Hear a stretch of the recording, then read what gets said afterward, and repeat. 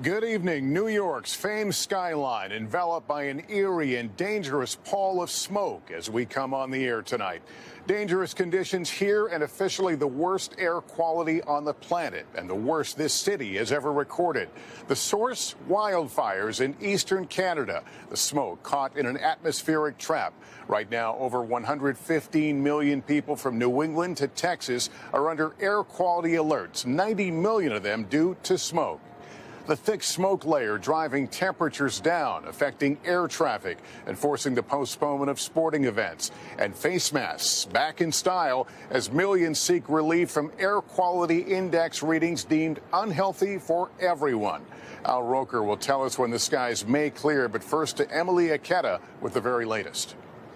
Tonight, cityscapes unrecognizable in much of the country. An eerie glow disguising Manhattan, the Washington Monument practically hidden, and a haze over Detroit as warnings of worsening air quality blanket newscasts. Dry conditions are causing more wildfires to spark around the region. Outside right now, a picture that is simply otherworldly. My goodness, it's heavy smoke in the sky.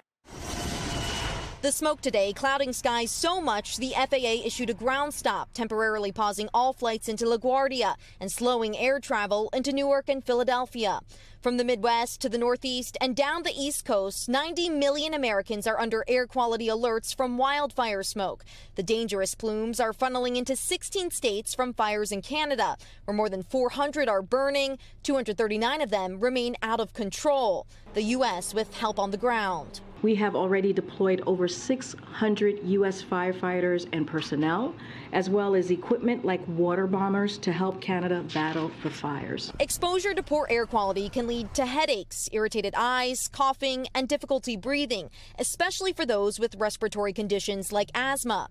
In Hackensack, New Jersey, Dr. Ida Capo is seeing a rush of patients. They could become extremely short of breath and have difficulty breathing in a very short period of time by being exposed to this. For the second day in a row, New York City recorded the worst air quality in the world among major cities. Its air quality index, or AQI, today reaching hazardous levels and nearly doubling that of Delhi, India. Any AQI above 150 is considered unhealthy. Higher than 300 is hazardous.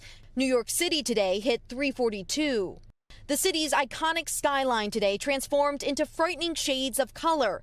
The apocalyptic-like scenes reminiscent of West Coast wildfires that cast an eerie hue over the San Francisco Bay Area in 2020. I mean, it looks different. You can see the smog. Major League Baseball and the WNBA postponing games in Philly and New York as New York City and Buffalo Public Schools canceled all outdoor activities.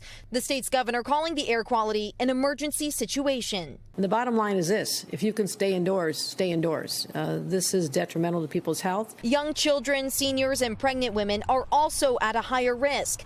That's why expecting mother Michelle Maves Delagenio is teaching piano remotely today. I'm not going anywhere. I was supposed to teach in Manhattan, and it just didn't seem worth it today, especially with a baby on the way. To stay safe, experts say check air quality alerts regularly on the EPA's website, airnow.gov.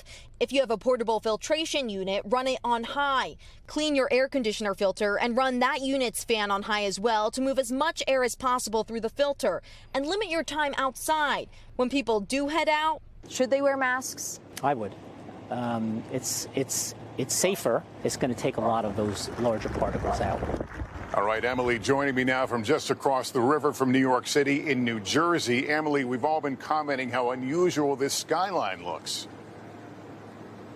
Lester, that's right. Typically, you'd be able to make out the Empire State Building right about here. Now, the good news is the hospitals we've heard from say they haven't seen a dramatic increase in emergency admissions so far, but they are preparing for what could come tonight as these conditions linger. Lester? All right, Emilie Ikeda starting us off. Thanks. And for more on what's causing it and how long all this will last, let's get to Al Roker in Washington. Al.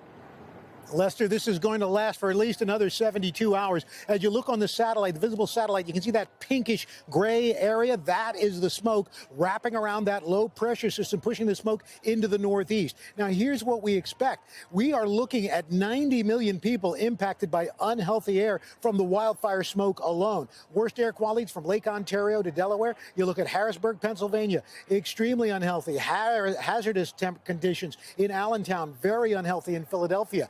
And here's the deal. As you can see on the image, You can watch that smoke push into the Great Lakes, down into Washington. It gets worse here tomorrow, heavy out to the west. The only time we're going to see any relief here, Lester, is not until Saturday, and then things start to finally clear out. Thanks for watching our YouTube channel. Follow today's top stories and breaking news by downloading the NBC News app.